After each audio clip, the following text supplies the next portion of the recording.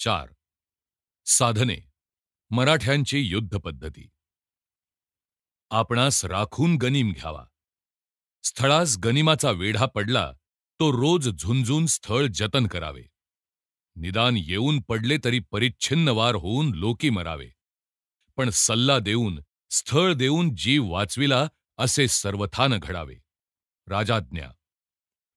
ऐसे अवघेची उठता, परदळाची काय ती चिंता, हरिणे पळती उठता चित्ता चहूकडे. रामदास.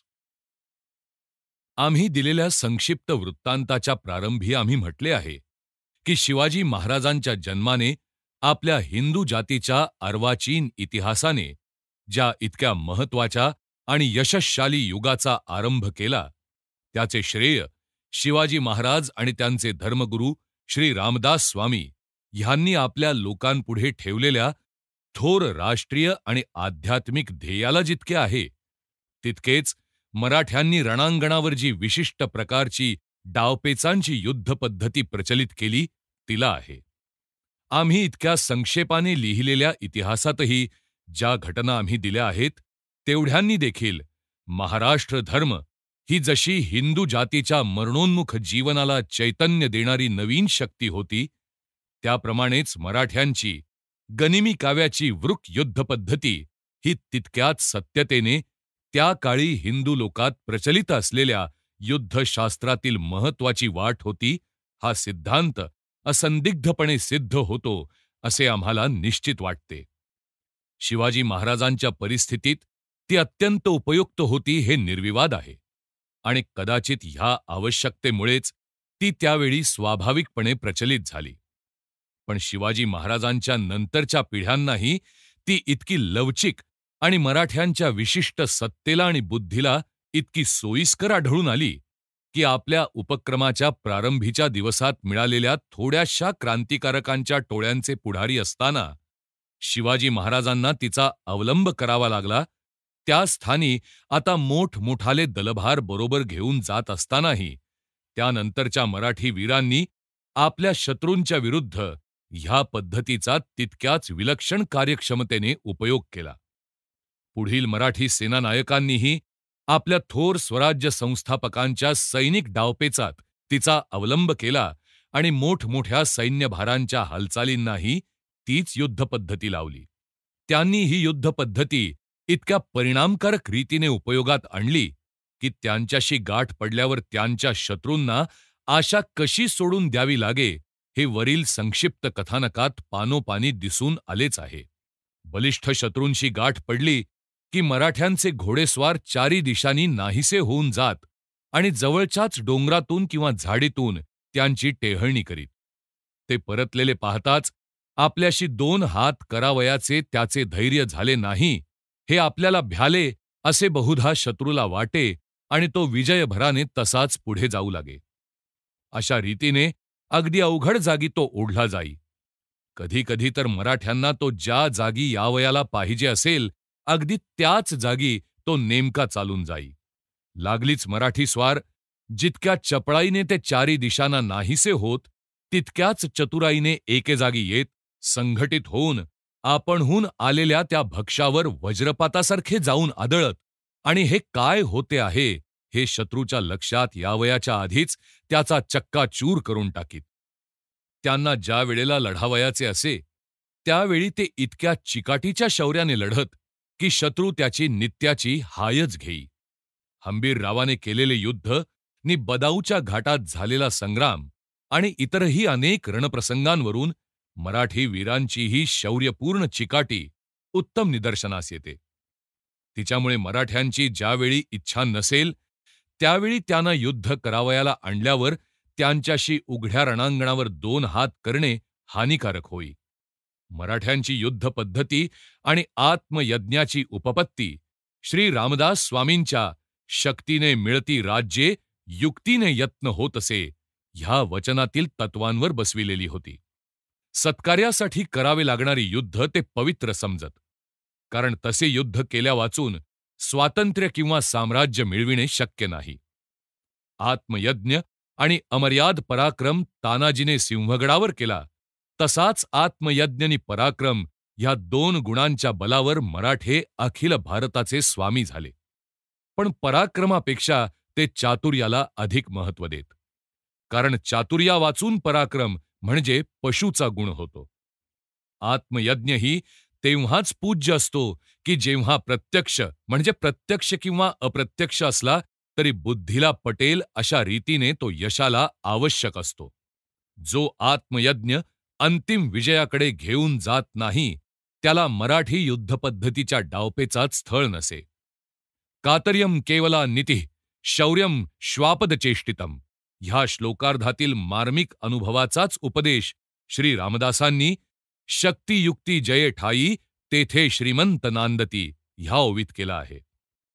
ज्याच्या योगाने एकंदरीत शेवटपर्यंत आपल्याला जितकी हानी सोसावी लागेल त्यापेक्षा शत्रूची अधिक हानी घडणारे मार्ग शोधून ते उपयोगात आणावयाला ते नेहमी अत्यंत सावध, अगदी फुंकून पाऊल टाकणारे असत.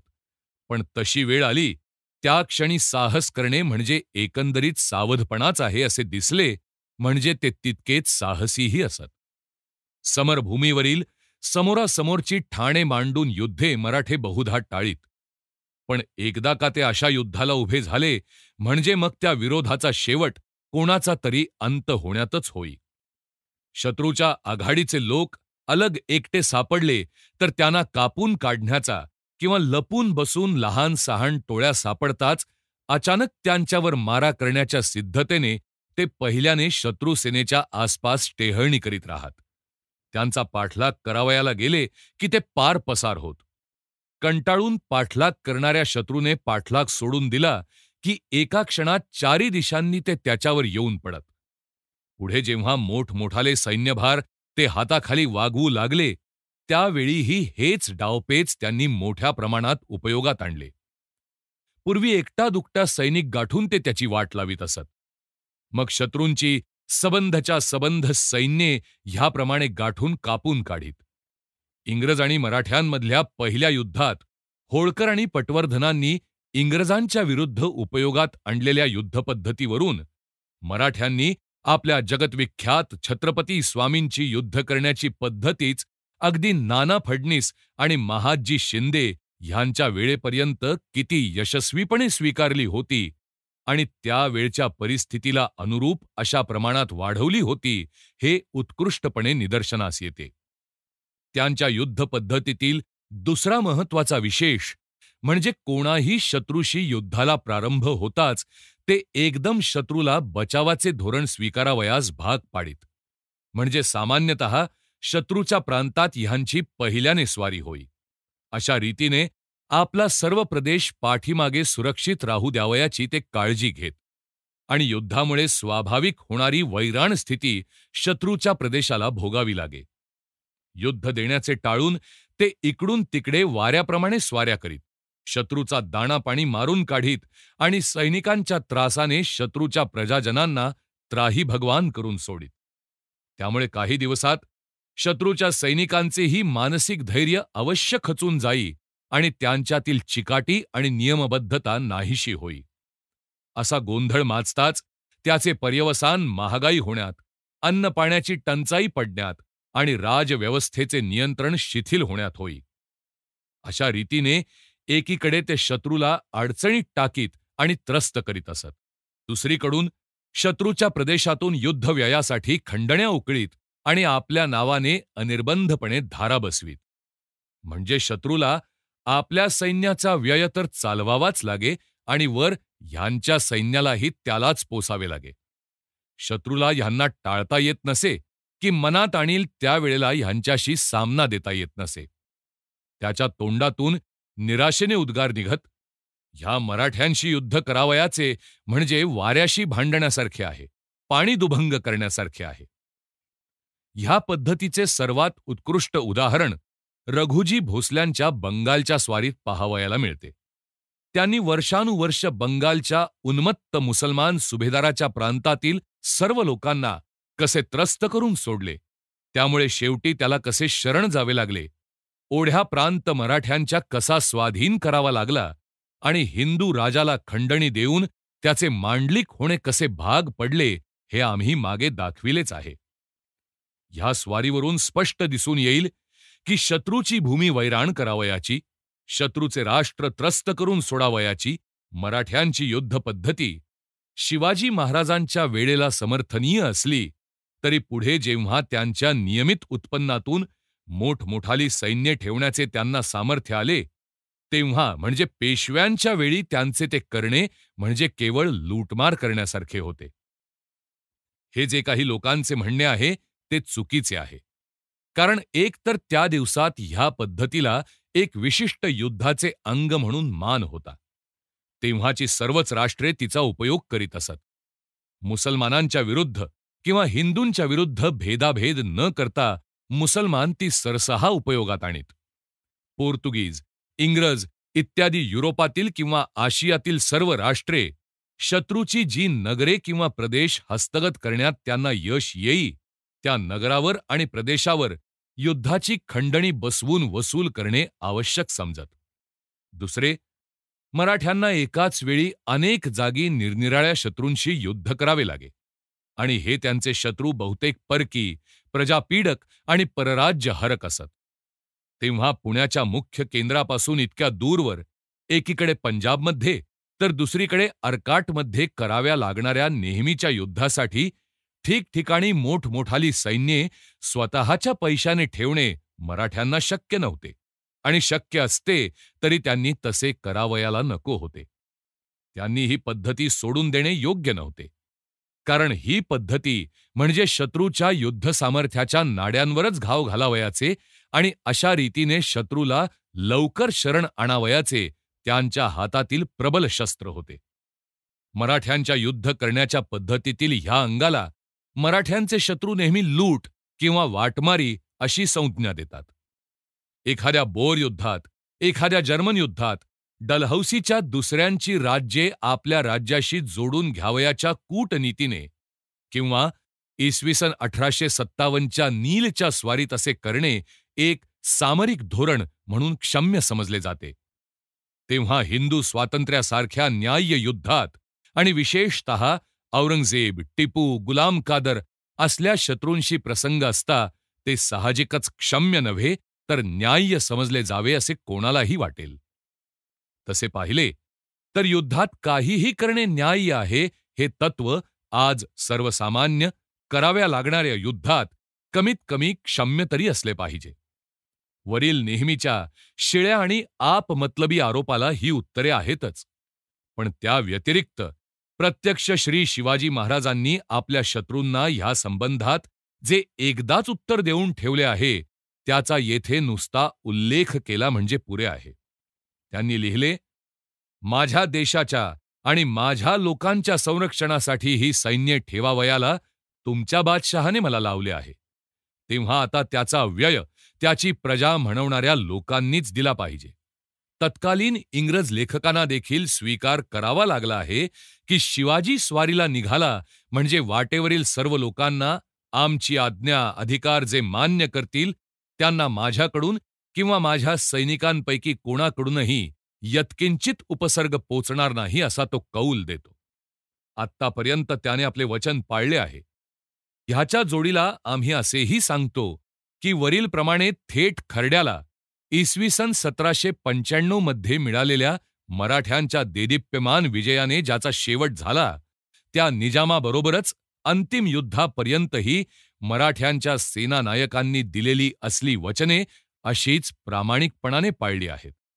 आता हे खरे आहे की ह्या स्वाऱ्यात बहुधा शत्रूंच्या हिंदू प्रजाजनांना त्रास भोगावा लागे.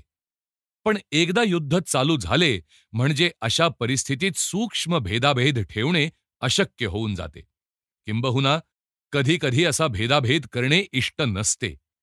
युद्धकाळातील ह्या अपरिहार्य गोष्टींचा पुनरुच्चार करण्याची आवश्यकता दिसत नाही. कारण मुसलमानांना किंवा इतर विरुद्ध लोकांना युद्धातील व्ययाची भरपाई म्हणूनही खंडणी द्यावी लागे तशी ती शत्रूंच्या कडील हिंदूंनाही द्यावी लागणे योग्यच होते.